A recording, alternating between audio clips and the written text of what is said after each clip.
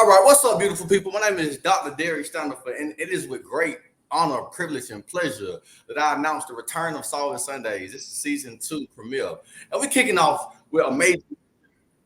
We got Richard Fowler.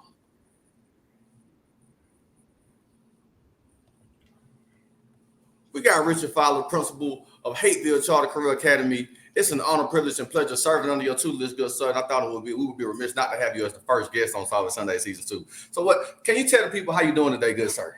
Man, I'm doing fantastic. I just want to thank you, Doc, for inviting me on as a guest. Thank you for your mentorship and your leadership within the building. And it's really an honor just to kind of just be on here and build and discuss with you. So I'm looking forward to it. Been looking forward to it, to be honest with you. Yes, sir. Yes, sir. So, for those of y'all who remember on Solving Sundays, y'all, what we do is we juxtapose the steps of solving the Rubik's cubes to the step of solving life, and we merge the two. And I like to bring on doers, actors, and movers. Fowler, from the first day I met him, I already knew he was an amazing leader. I saw the stats, I saw the numbers, and then to serve under his leadership, be able to serve under his tutelage, I got to see the firsthand accounts of what real good leadership is. So it's an honor to share your messages today. So the first step of solving the Rubik's Cube, the first step of solving life is to believe. So can you please tell us what is it that you do and what is it that you and what how did you develop the belief for what you do now, good sir? Yeah, I think first of all, the belief in my ability and the belief in what we do comes from a historical standpoint. We the descendants of slaves and powerful black people that came before us, and that strong belief lives in our DNA. And so, if there's any doubt in terms of what one can persevere in or the expectation that somebody can live to, the first thing I would direct you to is your history. And if you understand where you came from, then you understand that failure is not an option for us. That's the first thing. The second thing is, um, I get filled every day, Dr. Standard, from the people that we work with, Mhm. namely the students. When you have a student that's walking down the hallway and gives you a high five, and you can see some hope and enlightenment in their eyes, not from anything special that you did, but just being in that circle with students and educators, it fuels me every single day. When you serve people, when you serve students, um, that cause you to want to be a better leader, then you know you have found your niche. When you serve teachers like you, that cause me to be a better leader in terms of my instructional acumen, in terms of building culture, so that you could be happy in your building, and I can help, not necessarily help you, but assist you in your upward mobility, and no matter what you want to do for that season that I have you in. When you work around students that you know you are pouring into, students that you know need love and need a committed soul, students that need encouragement, students that need somebody that's in it with them through thick and through thin. That's what fuels me every single day, and it could be small things. Dr. Stanford, as educators, we don't get paid a whole lot of money. Mm. We don't get paid a whole lot Mm. of money. What we do is because there's a calling on us to do what we do. And so every day something happens that lets me know you got to keep on keeping on, fam. You got to Mm. keep on, even through the fatigue, even through the frustration, even through the complaining. Listen, Doc. Kids need love from us the most when they deserve it the least. Mhm. And so that fuels me because it's a challenge when a student pushes you away, or when a student feels like they can't and they unload all their frustrations on you. It's not about us. It's not about me. It's about getting to the root of what they need. And so anytime that I can serve in a way that is meaningful, serve in a way that is uplifting, serve in a way that allows me to go home and say I moved in somebody's life just a little bit, that motivates me to keep on keeping on. And I know I'm in my niche because every day that I wake up, I don't have to go to work. I get to go to work, my brother. Mm. I don't have Mhm. to get up in the Mhm. morning. I Come get to on. wake up in the morning, my brother. I don't have to go see students or see teachers working. I get to. And so when you view your life's work not in the sense of I have to, but I get to, man, you cooking with hot fish grease, as we say. Hey, so look, I have this thing that I use. when a student wants to make a teacher proud, they will move mountains for their teacher. You know, Yeah. we're in front of kids 8 hours a day. They want to make us proud. They can't wait to hear "I'm proud of you" from Yeah. a teacher. And it's not about the pay. It's about seeing a light bulb go off for a kid and knowing, hey man, I got an impact on these kids' lives. Like I have direct influence on their trajectory, whether it be Yeah. positive or negative. And That's a listen, beautiful and thing. listen. Yeah, that's a beautiful thing, Doc. And listen, it doesn't come out of fear. It didn't come out of you got your foot on their neck. It didn't come out of a culture where you gonna listen to me and you gonna do what I ask you to do because I'm the adult and I'm the teacher. It comes out of a sense of love and Mm, respect and mhm, trust and instilling hope. All those intrinsic values that as educators you need to have. And so then you have kids that don't want to disappoint you. They don't want to let you down. Then when you have kids, man, they'll run through mountains for you because they don't want to disappoint you. They don't want to let you down. And it's not because they fear you or they feel that grade book. It because, listen, when you teach black and brown kids, particularly from poverty, they got to connect with the educator before they connect with the content. If they mm. don't connect with the educator, they're not going to get to the content. And when you have made a connection with them like that, oh man, it don't matter what their reading level is, they're gonna try to read for you, and they're gonna be poised to receive love and receive your help. Here is the difficulty, Dr. Standiford. When kids become vulnerable to us, we got to make sure that we treat that with love and care. Mm. Because when kids become vulnerable to us and you've broken through that barrier, if you ruin it, you will harden their hearts further. Do you understand what I'm saying? Come on, come And on, so come and on. so we have to be careful. It's almost like you ever watch somebody with like they molding clay Hmm. and it wet and it has no shape and they working it. I'm pressing my foot to the ground. They working it so it's spinning. And when they first start working it, it's very malleable. It's very malleable. It's easy to shape. It's easy to shape. That's students. And as that shape takes hold and that pot starts to dry and take hold, it becomes very brittle.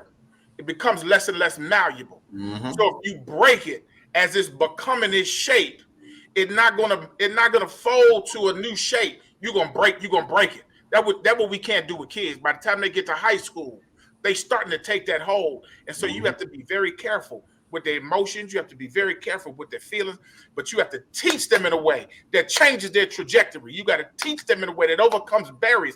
So you can't love them to a fault, but when you get them and you molding it, you got to be careful with it, Dr. Stanford. That's the motivation, my Uh, brother. That's the motivation because what we do is that's real work. It's, Hey it's man, I tell hard. my students all the time. I said I can't wait to be able to brag that I had the opportunity to teach y'all. I can't Mm, wait to be able to brag that I had the opportunity to teach y'all. Man, y'all gonna do amazing things, and I just yeah, want to be able to brag that I had an influence on your life. Man, that's the only reward that I'm gonna get from it. that's That's it. the That's that's it. the greatest reward that I'm gonna get from it. And, and, Um, and the thing of it is, Doc, we only have them but for a season. mm, We only have them but for a season. Do you understand what I'm saying? And so I don't want us to over embellish our role that we're gonna change their whole lives. We mhm, need to just in the season that we have them, because it's very quick, it's very finite. We just need to set. It's almost like a 4x4 race. You mm, understand what I'm saying? It's almost like a 4x4 race. We handed the baton. The student is the baton. The student is the baton. You understand what I'm saying? We have mhm, to make sure that we hand them off in their next season and they still in the race. Sometimes we mm. drop the baton. Sometimes we drop the baton and we blame the student, but we drop the baton. Hey man, y'all see why I got a great leadership. Man, I serve under amazing leadership. It's an honor. I got this thing. I don't look to how much I'm getting paid. I'm look to what I become when I go to a place of employment. And man, y'all look at my leadership, man. So let me address these comments real quick. Future Dr. Camille Lewis says educators are blessed despite the low pay and the struggles. We need good educators and good educational leaders. Come on, Dr. Mm, Gian Jones, greatest Principal Fowler. I don't have to go to work. I get to work. I get to go to work. It's a that's what I'm privilege. talking It's an about. honor to serve these students. And we got the consultant, DeAndre Q1 Stewart said, D. Yes, sir. Yes, sir. So look, Fowler, after we develop the belief, step number two is solving your Rubik's Cube. Step number two is solving your life is to solve your cross. Now, solving your cross means to identify your why. And I Yeah, know this is the mantra of our school this year. Kobe yeah, Bryant's What's your why? So can you please tell us what is your why? Yeah. I'm gonna tell you my why, Doc. When I was growing up, my father, who was that dude in my life, my dad was that dude in my life. Uh, he was an emergency room physician. And my parents were divorced. I grew up with my mom in New Jersey and Chicago. My dad was a physician in North Carolina. And I would go spend summers and Christmas vacations with him. And whenever I was with him, I would go to the hospital with him because I was so enamored and inspired by my dad was an emergency room physician, and the respect that he garnered. Even listen, do real talk. Even how much money he made. You get what I'm saying? I was inspired by it. But the more I spent time with him in the hospital, I was disgusted, dude, by blood and guts and bones. Man, listen, they would come into the emergency room and I'd be trying to stand next to him and be strong, and I would be ready to throw up, dude. And so I went to Howard, majored in chemistry, graduated with chemistry, had all plans to go to medical school, and took a year off to teach. And my first year teaching, my dad was on his way from North Carolina to Philadelphia, but he stopped in DC. He stopped in DC to visit with me. And just out of the blue, he was like, I want to come to work, because I would talk about teaching, talk about my kids all the time, you know. He like, I want to come see. I want to come see. I'm like, that.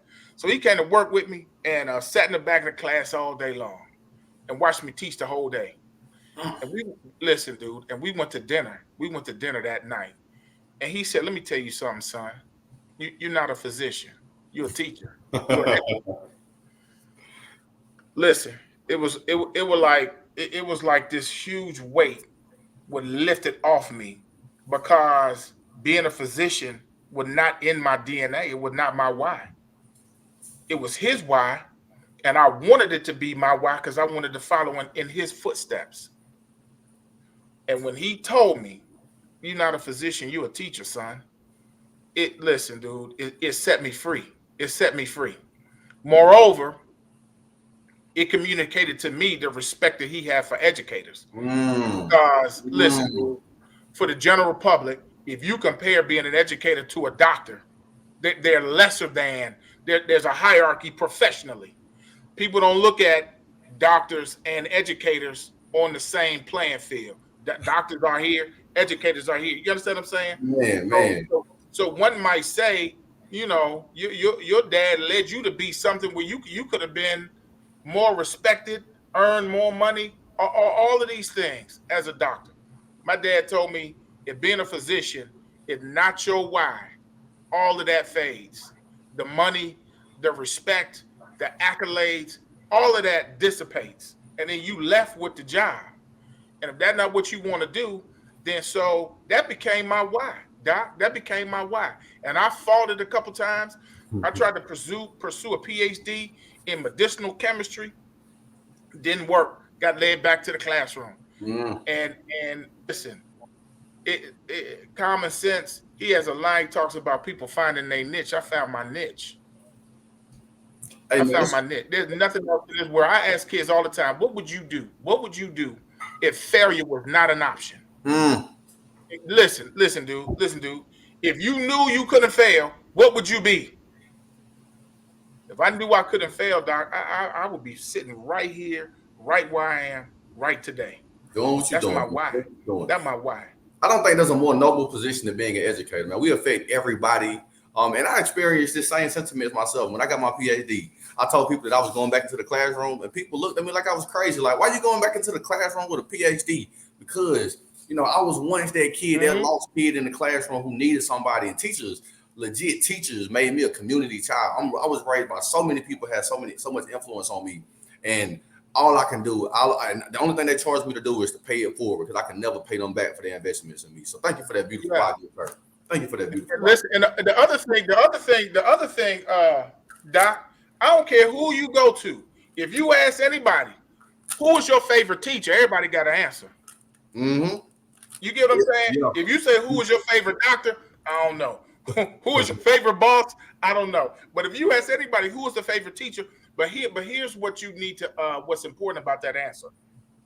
If you ask somebody who was their favorite teacher, they're not going to mention the subject that they taught. They're not going to mention the content. Mm, They're mm. not. They're not. They're not. Or they may say my favorite teacher wasn't algebra, but it wasn't because of the algebra that made them the favorite teacher. Uh-huh. My favorite teacher was my social studies. It wasn't. It wasn't. It was because of the impact that that person had on their life, and even you might not even know as an educator the impact that you having on somebody's life when you having it, because they might not even tell you. They might not even tell you. The fact that you said good morning to a kid and you don't know what they went through to get to the school that morning, but you gave them a hug. Listen, a kid might come and be like, I'm hungry. You hungry? You buy him lunch that day. You never know. You never know what somebody's going through. That's why you got to be so careful about your words. You have to be so careful about your interactions. You have to be so careful about how you handle, because it's almost like you blind. You blind, but you know that you have influence over their lives, and if you misuse it, then you stepping out of character, you stepping out of your why, Dr. Stanford. Like I Come said, we don't do this because we want to. We chose and we called to do this. That's why you came back into the classroom, Dr. Stanford, because it's something pulling you. It's something pulling when you're good at what you do. It's something pulling you, and so we just have to be very careful about how we treat on. our Come on, most precious possession is our children. And yeah, so that's my why, and I live it every day, and I review it, and I make sure that I continue to live in it. y'all, we still got people who are passionate about the profession. We still got people who know our goal and our mission is to pour into kids, y'all. They gonna rule our world one day, and we want to make sure that they are adequately prepared, man. So thank you, That's good right. sir, thank you, good sir. So look, after we believe in ourselves, after we solve our cross, step number 3 is solving your Rubik's cube. Step number 3 is solving your life is to fill in your corners. Now, filling in your corners means to immerse yourself in a positive environment for your growth and your productivity. What kind of environment do you immerse yourself in? What kind of environment do you shape up for you to be so successful, good sir? Listen. The first environment that you have to take care of is your home. Mm, mm, You listen, and what I mean by home is you internally you have to take care of your own mental health. You have to take care of your own physical health. You listen, you got to take care of yourself first. And then you have to make sure that your home is healthy. Your spouse, your significant other, your parents, your children, whatever environment that you call home. That comes first. That comes first. Dr. Stanford, you're a daddy. You're a daddy. I remember when I was principal at Mays High School, I was walking through the hallway and the teacher told me, Mr. Fowler, you make sure you take care of yourself. You always putting us first. You make sure you take care of mm. yourself, because the school can get another principal, but your daughters can't get another daddy. Come on, come on. So that corner, you listen, you have to be fed internally, and know where you get fed, so that you have enough water in your cup to pour into somebody else's cup. Listen, you can have all the intentions in the world. You can have all the best intentions in the world. You can have passion.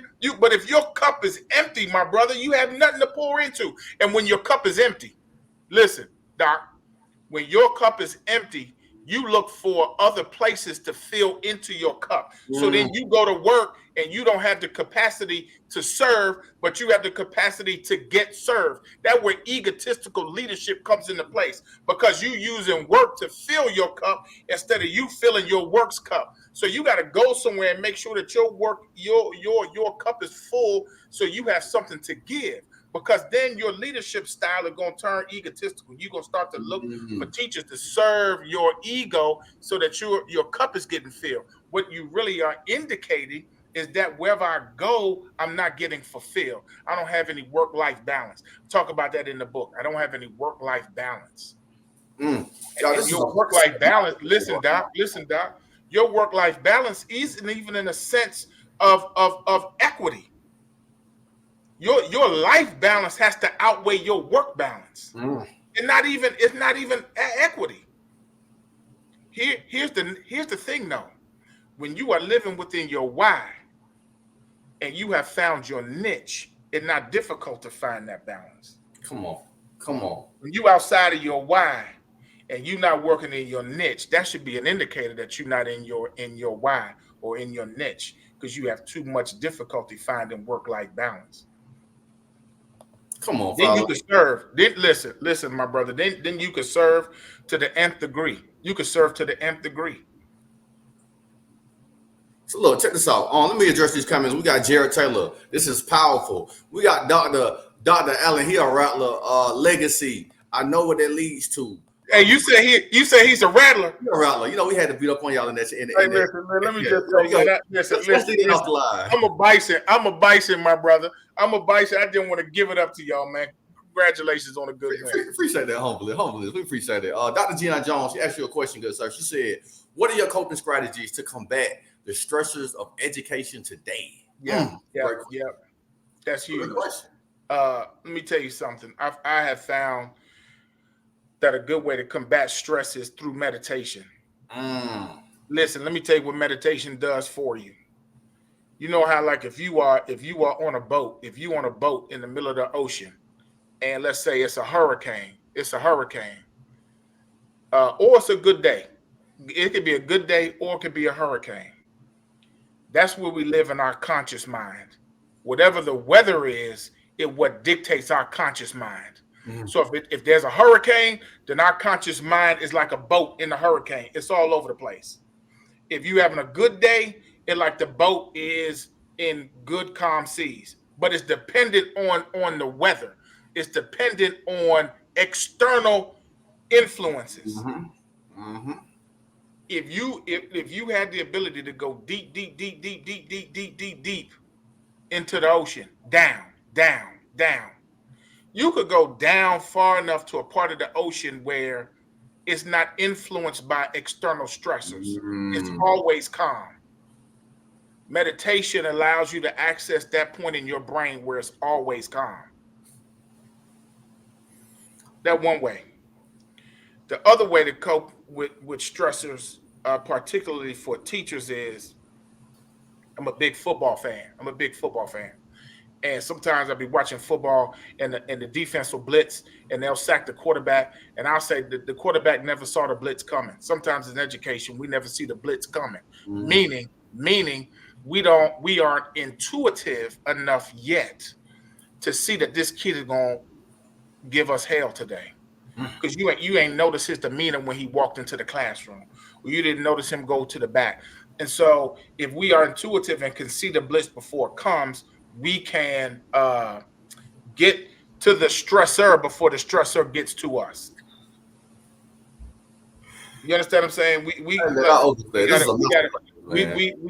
have to be ahead of it. The last thing I'm going to say is you got to lean on your tribe to cope with stress. Your tribe could be a group of people that you talk about with at work. You got to be careful about that, because everybody that is in your tribe, listen, everybody that is of your tribe is not in your tribe. So you got to be careful who you talk to about that kind of stuff.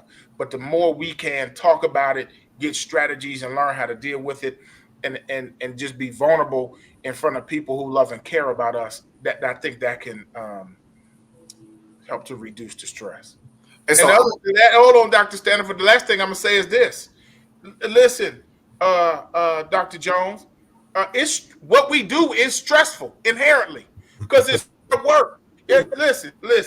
You can go and build a full rocket, Dr. Stanford, under no stress, because the science is telling you exactly what to do. The science is telling you exactly how to build a rocket ship. There is no exact science when you deal with young folks' mental stability and or instability. There's no book that's going to tell you how to deal with Derek when he comes in today and it is stressful. You just have to be built for it. Everybody not built to do what we do, Doc. So you have to be built for it. So even though there's all these ways to cope with the stress, we just need to realize that what we do is stressful, but that's the joy in it. That's the joy in it. When you come home from a stressful day and you lay down and you realize through all that stress, that I moved in somebody's life, bro, that's the joy.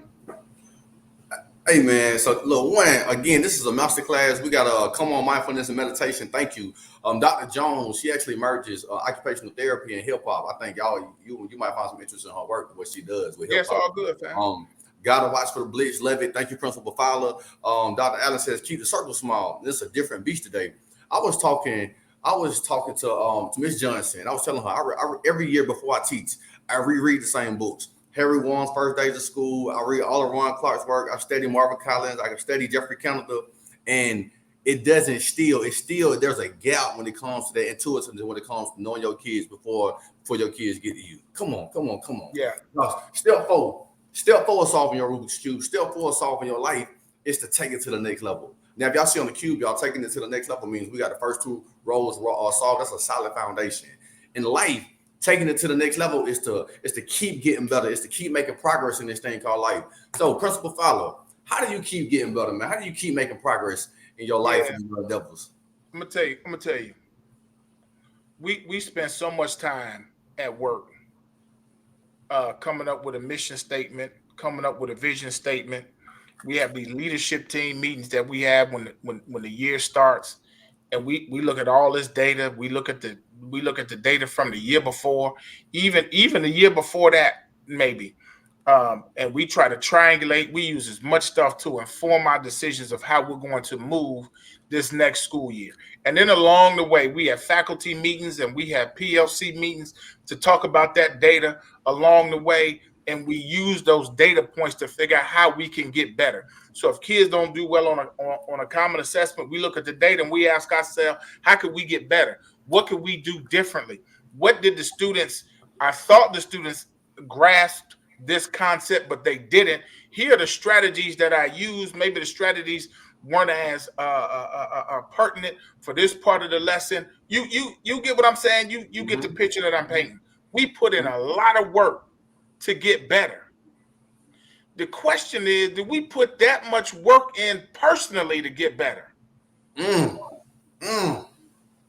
I'm talking all year long. Now we in the season of change right now. Everybody coming up on the new year, 2024. I'm gonna do this. I'm gonna do that. I'm gonna try to lose weight. I'm gonna write this book.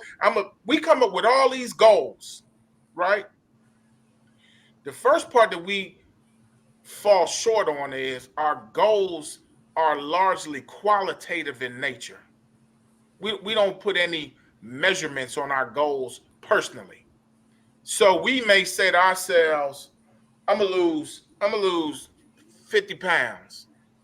That's just the goal. We stop there.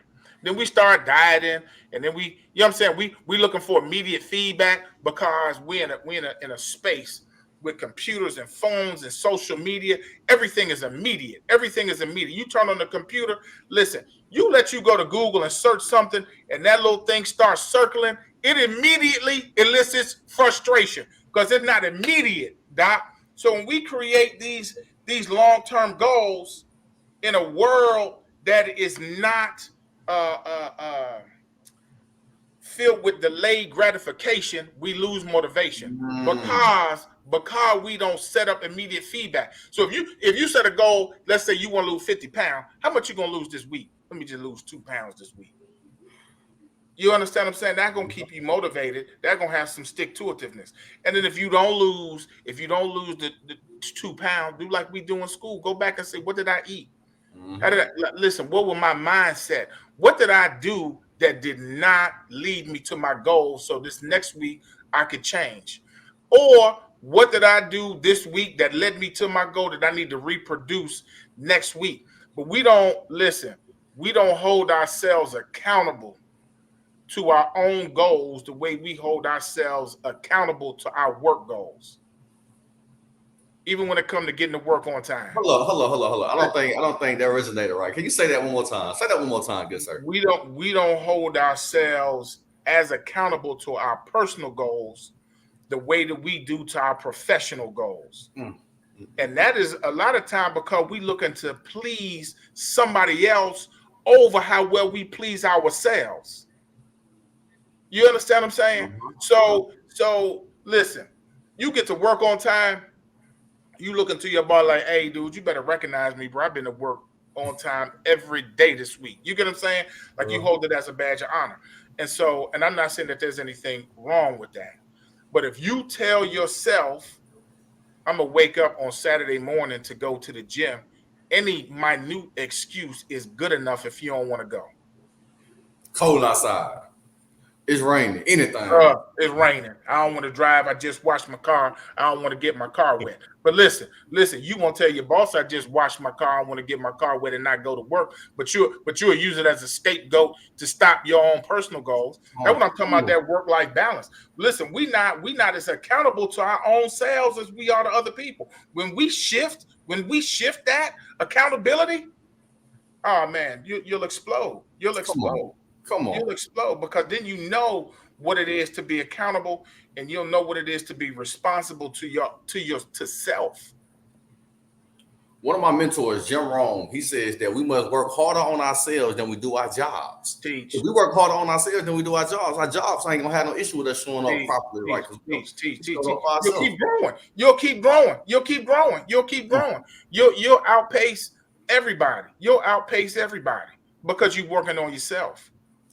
Let me jump into these comments. We got Felicia Hammond. She's over the Upward Bound program at Clark, Atlanta. She says good stuff. We got Brian Andrews. He's actually a part of my mastermind group. He's elevated so hard. He's a firefighter now. He's actually conversed with me about coming into the school and taking headshots of the students. So that's what's up, dude. Yeah.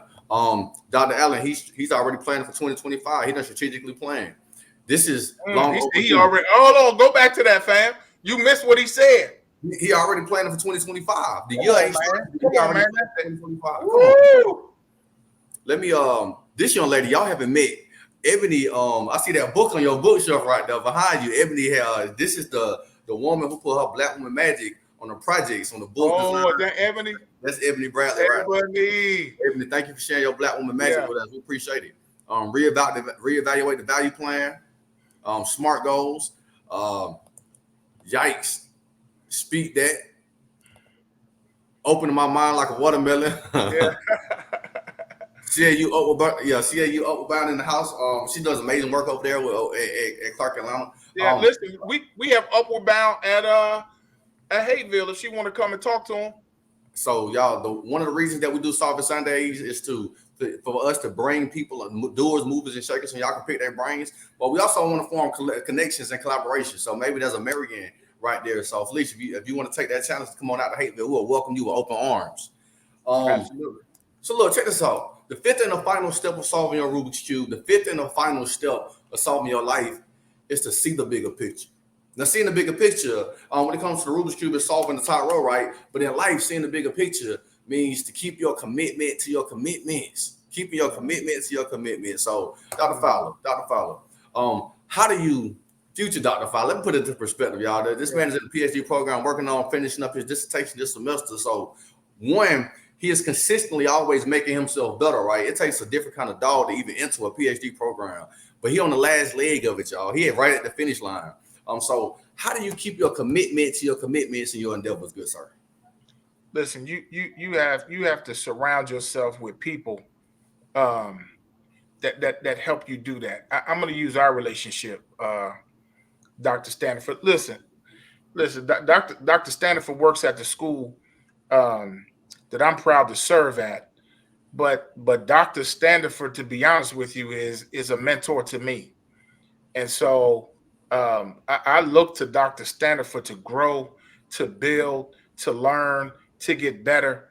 And even though Dr. Stanford gives me a lot of stuff, he'll tell me, nah, don't do that just yet. Just stay focused on this. And so I'm blessed, Dr. Stanford, to have people in my life that are reflections of what I need. And so when I start to go wayward, I have people in my life that direct me back on the path that I need to be on. And so when I talked about that circle, when I talked about that tribe, that's important for you to have, because, and the other thing is, since we're in the beginning of the year, you should write a mission or vision for your life so that you don't have mission creep. And so even at school, when we create a mission statement and we discuss different ideas, we always comparing the ideas to what's in the mission to see, is it commensurate with our mission, or we going down some path that we just not ready for right now. And so I think when you are just very evaluative of your life, very focused, and you have people that'll like snap, man, my wife will snap me back in place in a heartbeat. Uh in a heartbeat, and I appreciate that. But you also have to have the spirit of humility. Mm. You have to have the spirit of humility so that when messages come your way, you can hear them. And you have to be discerning to see what the message is. Let me give you a quick example.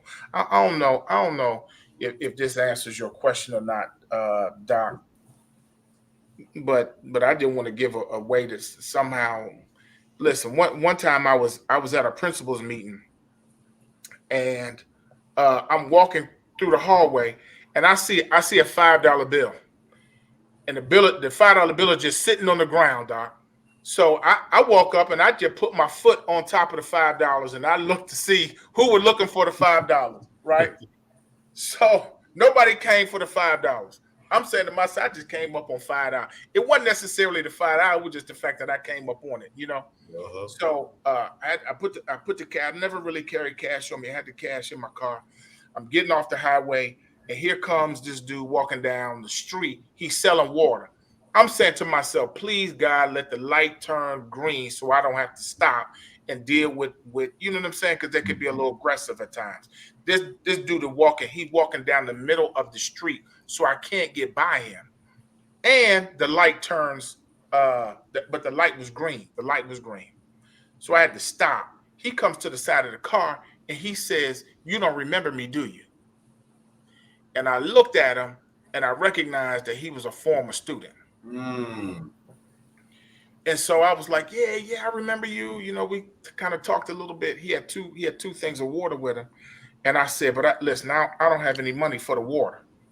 He said, it's my pleasure to give you this water for all that you did for me. Come on. So hold on, fam. So I get to the light.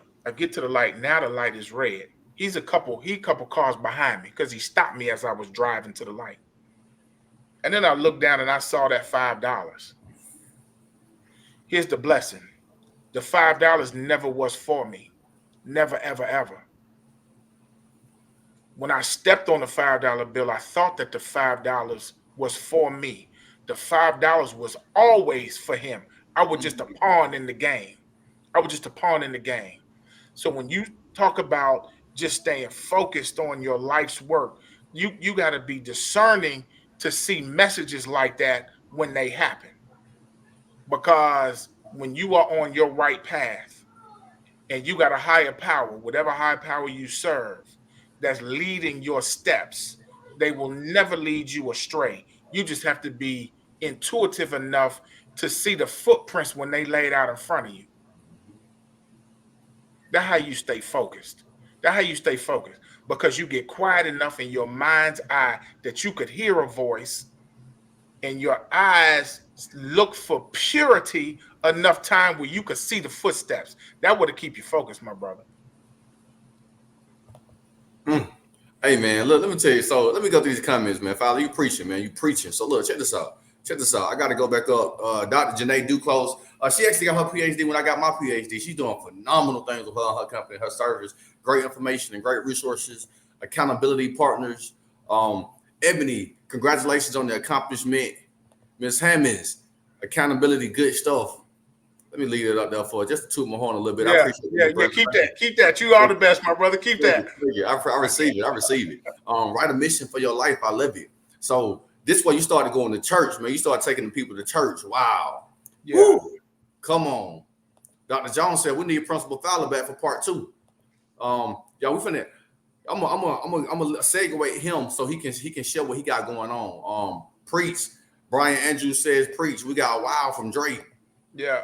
Come on, take us to church. I am inspired, y'all. This is absolutely. When I tell y'all, it's truly a privilege and honor and a pleasure to walk into the school doors of Hateville Charter, because we got amazing leadership. The leadership team is phenomenal. And it allows me to step into my greatness and rise to the occasions, y'all. They got high standards, and all I want to do is rise to the standards, y'all. So, Principal Fowler, thank you for being an amazing leader, an amazing mentor. And then when you're a mentor who allows yourself to be mentored, man, that's an amazing sign of leadership right there.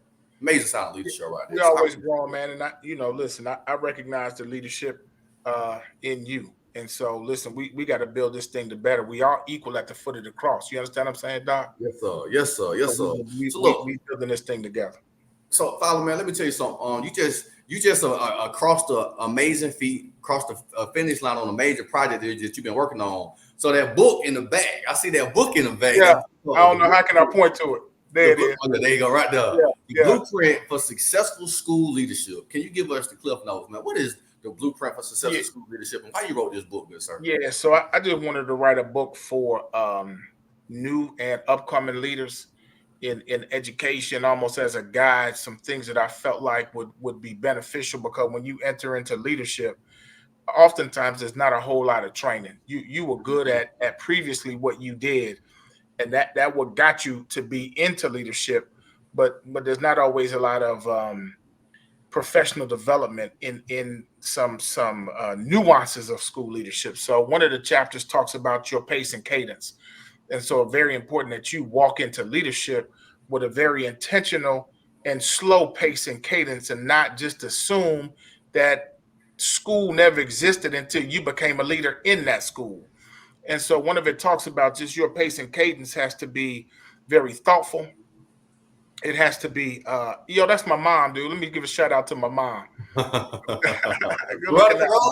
Yeah, that's my mom. Oh, man, that's amazing. That's amazing. Good man, Ms. Rose. Thank you for pushing him out. Thank you for pushing him out. Good looking out, Mom.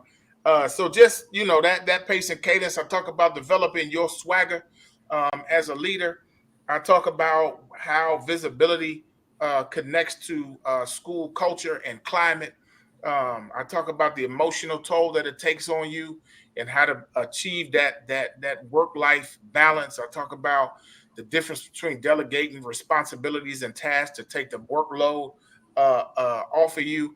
And then associated with that book is a workbook that gives you some guiding questions to those topics that you can really use, not necessarily all at one time, but if there's a particular season of your leadership that you're going around the pace and cadence, or developing your own swagger, or you out of balance between your work-life balance and you don't know necessarily how to put things in perspective and use the people around you to help you in your leadership journey, there's questions that can kind of guide you for that. So, it really is. I want to make a series of it. You talk about being focused. I'm going to get done with this dissertation first.